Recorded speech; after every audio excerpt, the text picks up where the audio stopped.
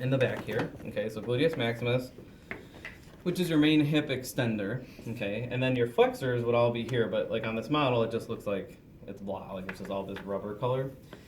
So this model is actually what was used to show you this. So this right here is actually like what's right here.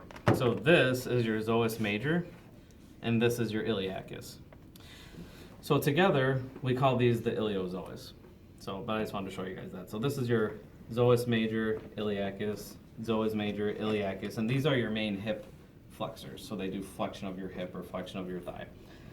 I don't know, maybe I'll use it for extra credit, like an extra credit or something. But we just got that model in, so we had one like it before, and now we didn't. So, okay. So that would have been where your hip flexors were for your main ones, basically.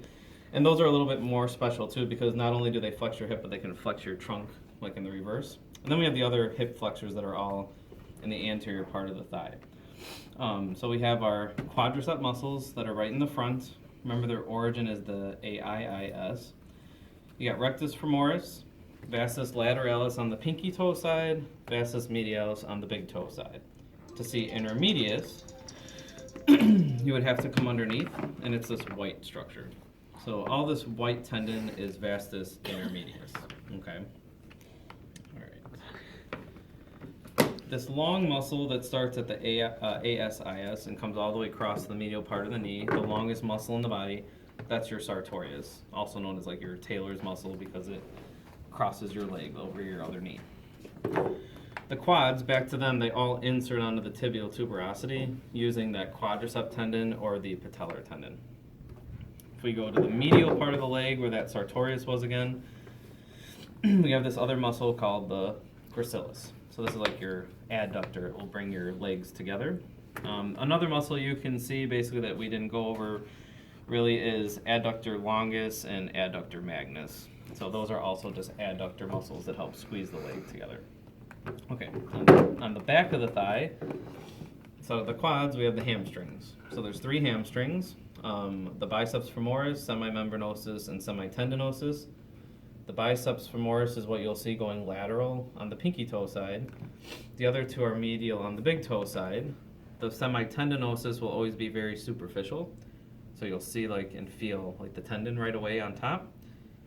The membranosus is deep to it and it's wider, so you can see it come on either side underneath the semitendinosus. So biceps femoris, semitendinosus, semimembranosus. On the back of the leg, distinct feature is the Achilles tendon or the calcaneal tendon. You can feel that on your own heel.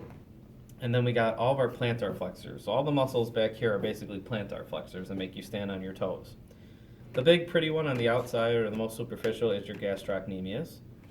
And then you have to kind of take off gastrocnemius to see the other 2. So you can see soleus a little bit here, but all underneath gastroc is the soleus. So we can see the soleus here. And then also underneath here is this little tiny muscle belly that has this very long, skinny tendon that goes also to the calcaneal tendon. And that's your little plantaris. So think of it as like a little plant with a long root.